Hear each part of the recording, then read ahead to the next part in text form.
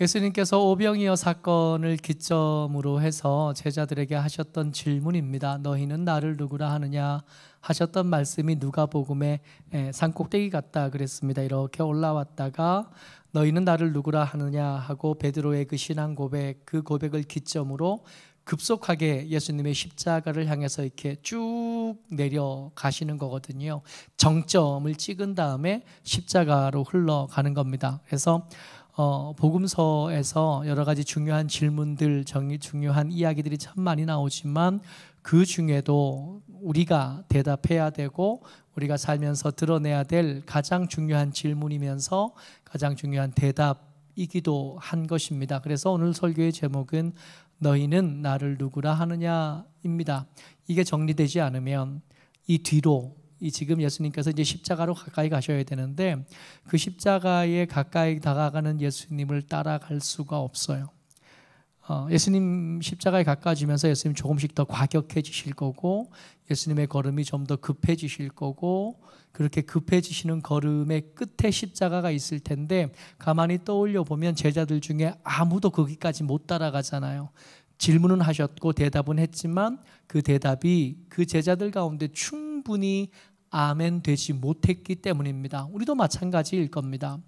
때때로 평안하게 아무 문제 없이 인생의 종점까지 갈 수 있으면 좋을 텐데 살아보니까 안 그렇다는 걸 알겠잖아요.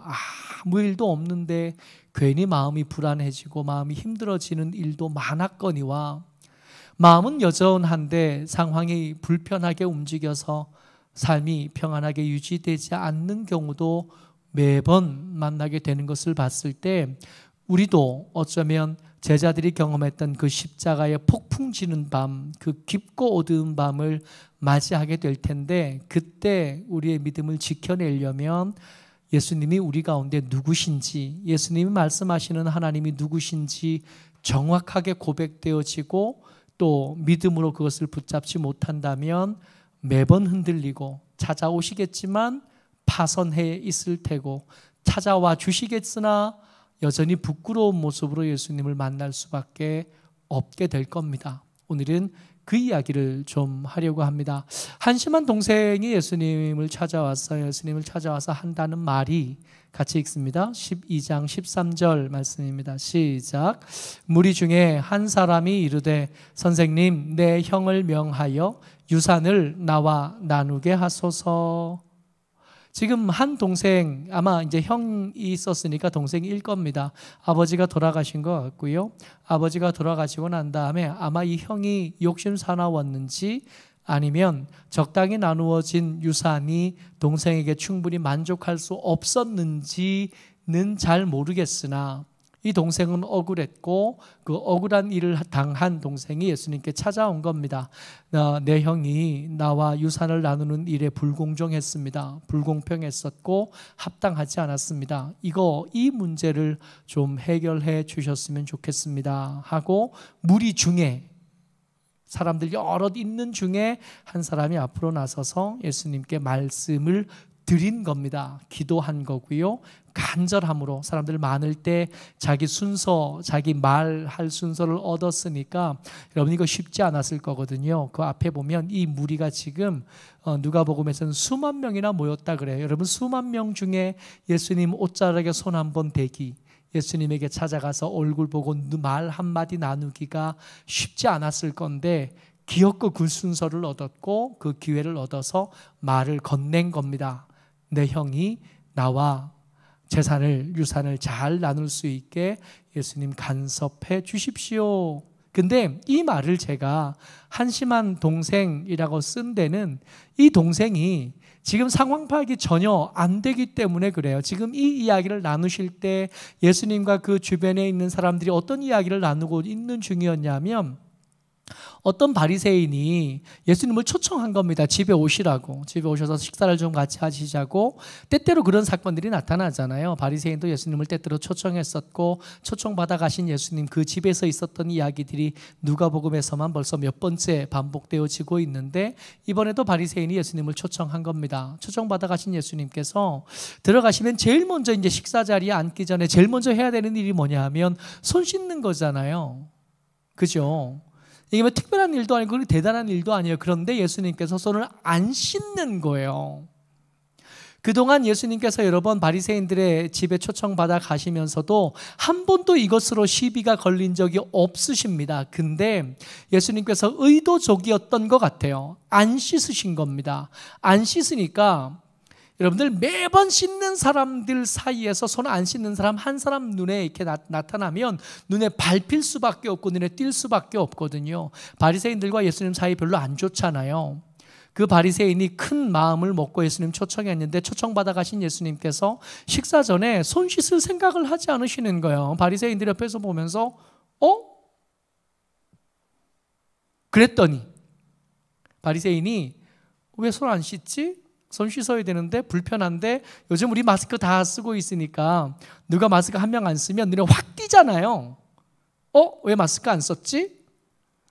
어디 식당에 들어갈 때 이게 이제 너무 익숙해져서 내가 여기 왔다는 흔적을 남겨야 편안하잖아요. 전화번호 써야 편안하고 인증해야 편안하고. 근데 인증을 안 하면 인증 어디서 하지? 두리번 하게 되잖아요. 그런 일이 벌어진 겁니다. 그랬는데 이 손을 안 씻은 예수님께서 내뱉으신 말씀이 뭐였냐면 너희 속에 초대한 바리새인들에게 너희 속에 탐욕과 악독이 가득하도다 그런 거예요.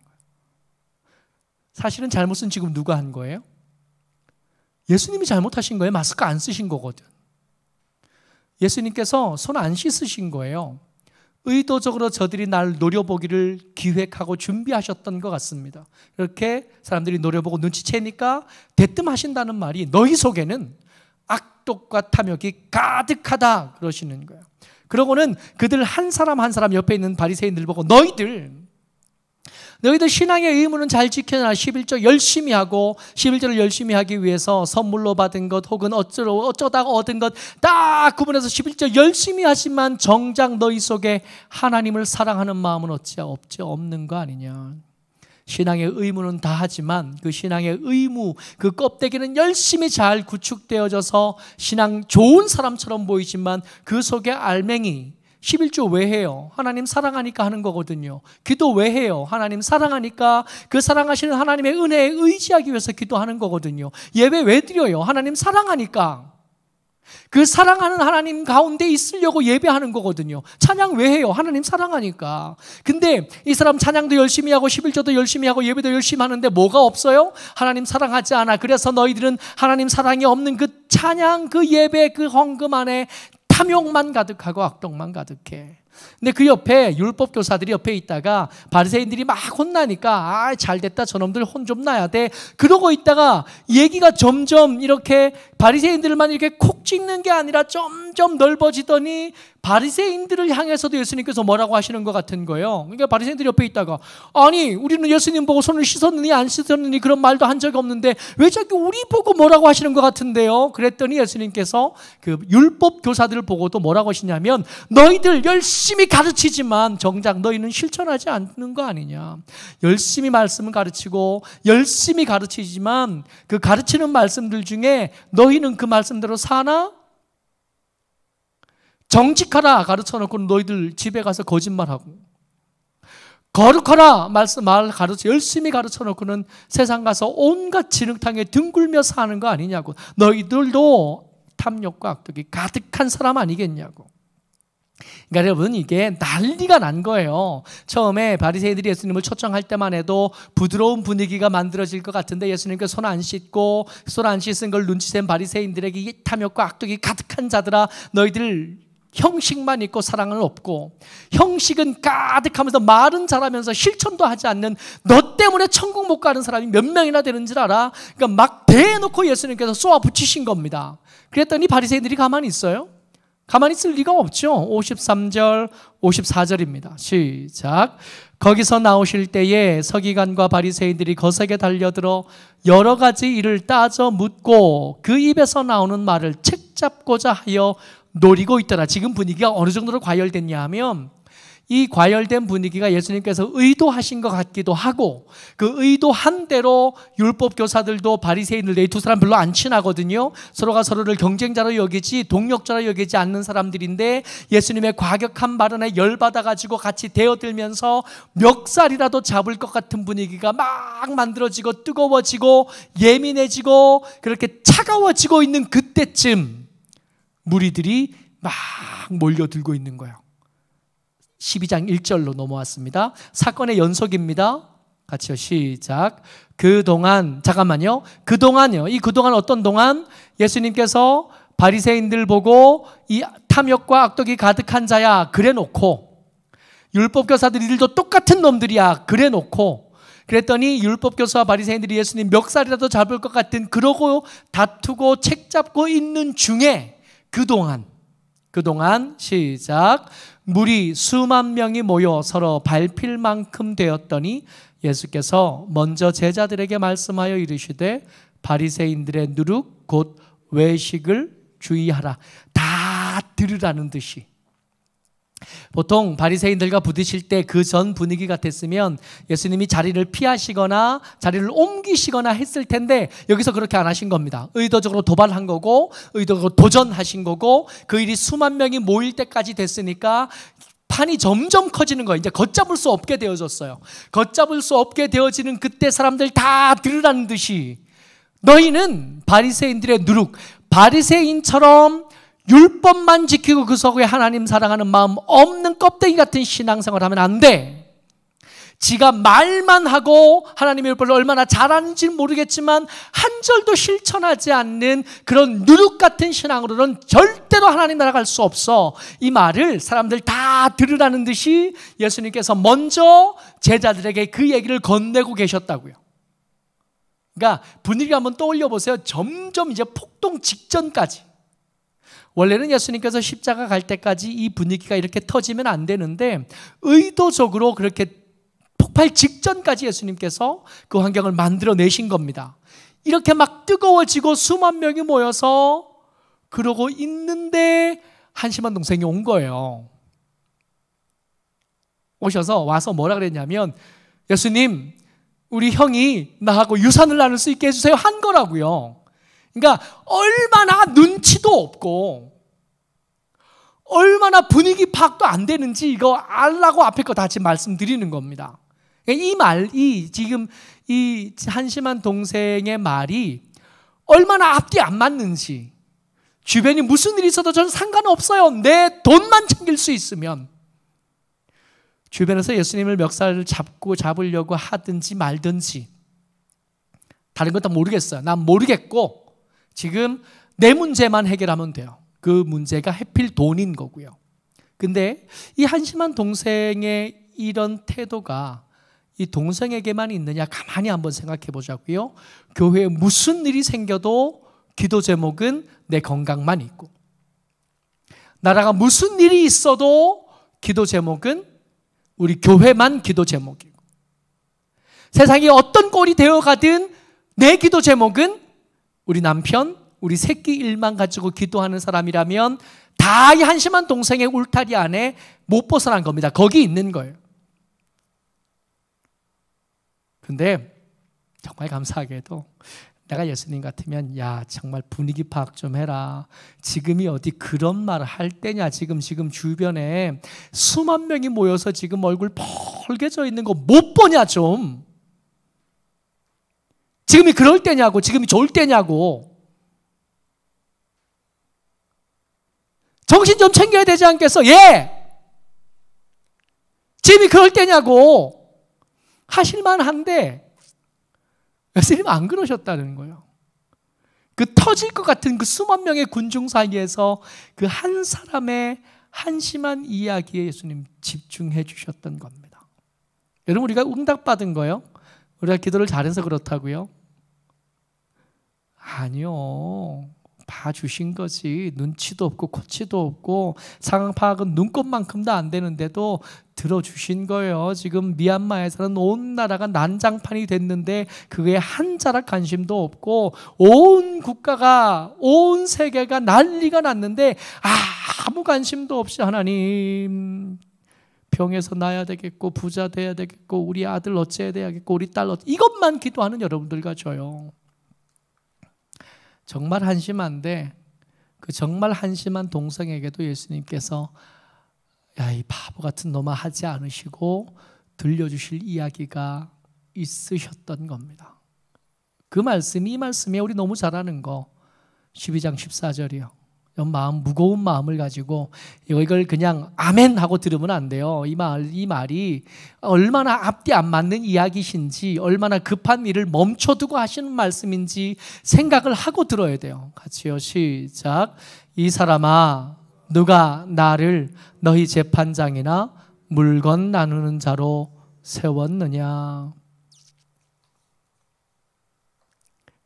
그 분위기가 좀 느껴졌으면 좋겠는데 이 한심한 사람의 말에 그 복잡하고 그 급박한 상황에 멈추시고 그 한심한 동생, 한심한 여러분들과 제게 귀를 기울이신 다음에 눈을 마주치시고 말씀해 주신 겁니다. 이 사람아, 한심한 사람아, 누가 나를 너희 재판장이나 물건 나누는 자로 세웠느냐.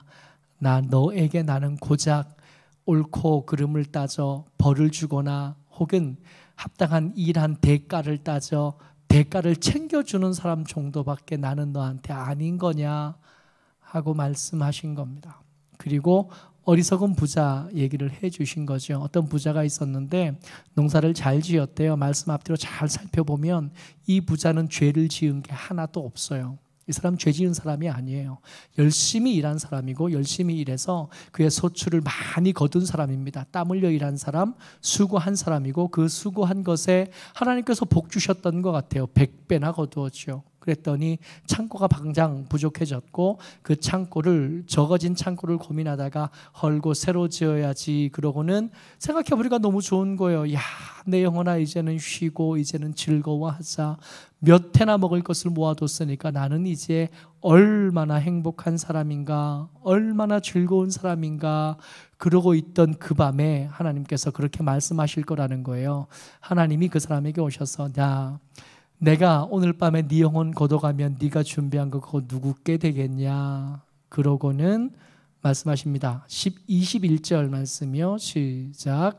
자기를 위하여 재물을 쌓아두고 하나님께 대하여 부요하지 못한 자가 이와 같으니라. 누구 얘기냐 하면 상황 파악 전혀 못하고 분위기 파악 못하고 기도 제목이라고는 지 거, 지 남편 거, 지 아내 거, 지 아들 것밖에 모르고 지 교회 것밖에 모르는 사람들에게 찾아오셔서 야, 언제까지 나를 너에게 옳고 그름 판단한 다음에 틀리면 벌 주는 하나님으로만 할래?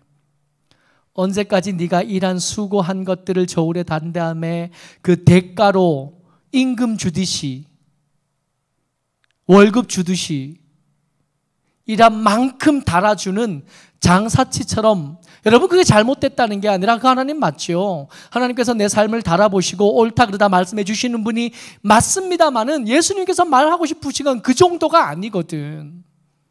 우리가 열심히 일하면 그 대가로 하나님께서 복 주시는 분이 맞아요. 그러나 예수님께서 말씀하고 싶은 건 그 정도가 아니거든요. 우리가 언제까지 하나님을 우리 심판주로만, 언제까지 우리가 하나님을 우리가 일한 데 대가만 받는 그런 하나님으로만 알겠냐고요. 까마귀 생각해보라고. 까마귀가 열심히 일한 다음에 대가를 얻어서 먹고 살더냐고. 백합화좀 보라고. 제가 열심히 천 짜고 실 짜서 그렇게 예쁜 옷을 입은 거냐고. 그런 거 아니지 않냐고. 하물며 너희일까 보냐고. 내가 너희를 대할 때 재판장이나 일한 대가를 주는 사람이기만 하겠냐고. 말씀 같이 읽습니다. 32절이요. 시작. 적은 무리여 무서워 말라. 너희 아버지께서 그 나라를 너희에게 주시기를 기뻐하시느니라. 나는 너희들의 재판장이기만 한 게 아니라 네 애비라고. 나는 너희의 월급 주는 사장이기만 한 게 아니라 네 애비라고. 나는 네가 달라는 것만 주는 사람이 아니라 내가 가진 모든 것들을 가업 삼고 유산 삼어 너한테 주고 싶어하는 하나님이시라고. 우리 아버지라고. 아버지한테 가서 오늘 내가 성적 이만큼 올렸으니까 이 성적 이만큼 오르는 대로 우리 계약한 것처럼 돈을 이만큼 주십시오. 그러면 안 되는 거잖아요. 비록 그렇게 약속은 했어도. 그런 거 아니에요? 우리가 아들한테 계약한 대로 대가를 주고 받고 하는 그런 관계인가요? 정말 뻔뻔하게 그지없이 저녁 다 먹여놨더니 잠자기 전에 아빠 치킨을 꼭 먹어야겠어. 한순간도 그게 미안하지 않아. 한순간도 아빠 주머니의 사정을 고려해 주지 않아. 그게 우리 아들과 우리 관계잖아요. 우리 하나님과 우리의 관계를 그 정도로 모두 모르는 거. 내가 공정한 대우를 받지 못했으니까 하나님 공정하게 나를 좀 대해 주십시오. 우리 그래요?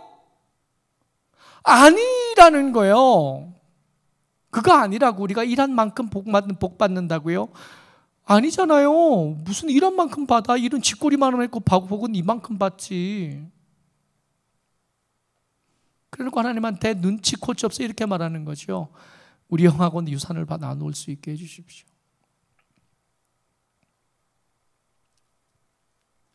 동생이 참 한심한데 그 한심한 동생의 모습에서 우리 모습이 그대로 보이니까 너무 부끄러운 거예요.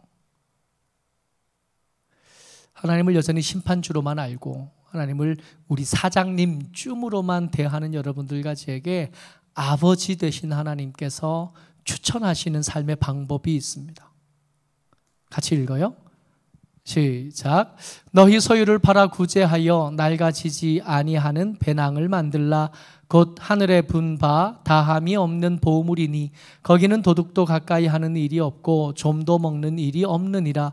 너희 보물이 있는 곳에는 너희 마음도 있으리라. 그런 거 있잖아요. 우리가 이게 뭔가를 이렇게 돈이 좀 생겼을 때 이걸 이렇게 어딘가에 투자를 좀 하고 싶잖아요. 왜냐면 다른 사람들은 왜 다 거기다 투자하면 돈이 좀 오른다 그러는데 나는 안 되는 경우도 많죠. 그래서 불안하잖아. 그래서 매일 들여다보는 거죠. 작년에 주식값이 그렇게 올랐대요. 주식값이 그렇게 오르는 사람들이 이렇게 붐이래 가지고 주식을 하는 거야. 그래 놓고는 아침에 쳐다보고 점심때 쳐다보고 오후에 쳐다보고 잠자기 전에 쳐다보고 새벽에 일어나서 쳐다보고 조금 오를까 혹은 떨어질까 불안해하면서 그런 일을 하는 거예요. 거기에 마음이. 근데 그런 거 하지 말고 하나님께 맡겨보래요. 하나님께 이렇게 들여놓고 하나님은 자기가 당신에게 맡겨놓으면 그거 절대로 도둑도 흠이 나는 일도 손해보는 일도 없을 거야. 근데 우리가 안 믿어지는 거죠. 차라리 은행은 믿는데 하나님은 못 믿는 거죠. 친구는 믿는데 하나님은 안 믿어지는 거예요. 하나님은 꼭 내 돈을 받아가지고 떼먹을 것 같은 거예요. 줘봐야 본전이라 겨우 주시는 줄. 여러분들에게 하나님은 누구신가요? 사장님이신가요? 열심히 일하면 열심히 일한 만큼 대가를 주시는 사장님. 우리가 한 일에 옳다 그르다를 말해놓고 말씀해 주시고 잘못됐으면 회초를 들고 찾아오시는 분이신가요? 하나님 그게 섭섭하시대요. 나는 네 애비고 내 나라는 내 나라를 너한테 주려고 안달이 난 네 애비다 이놈아 라고 지금 말씀하고 계시는 겁니다. 섭섭하셔서. 참 안 믿어져요. 지금 예수님 바쁘시거든요. 지금 바리새인들과 율법교사들과 하던 얘기를 계속 이어가셔야 되는데 이 한심한 아들이 와서 아버지를 잘 안 믿어주니까 그 얘기 다 멈춰놓고 그 아들, 한심한 아들에게 눈 맞추고 얘기하고 계시는 거예요. 네 보물을 어디다 두고 온 거냐 하고 물어보시는 거예요. 우리에게 지금 그러고 계신 거예요. 11조를 너무 아까워하는 여러분들과 제게 하나님께 드리는 시간이 너무 아깝다고 생각하는 여러분들과 제게 내 인생은 내 거라고 내 마음대로 한번 살아보겠다고 말하는 여러분들과 제게 오셔서 내가 네 애비다 이놈아 라고 말씀하고 계시는 겁니다. 어쩌록 저와 여러분들이 예수님을 좀 믿어드릴 수 있었으면 좋겠습니다. 그래서 보물 전체는 여러분 훈련된 사람이나 하는 거지 아무나 다 못하잖아요.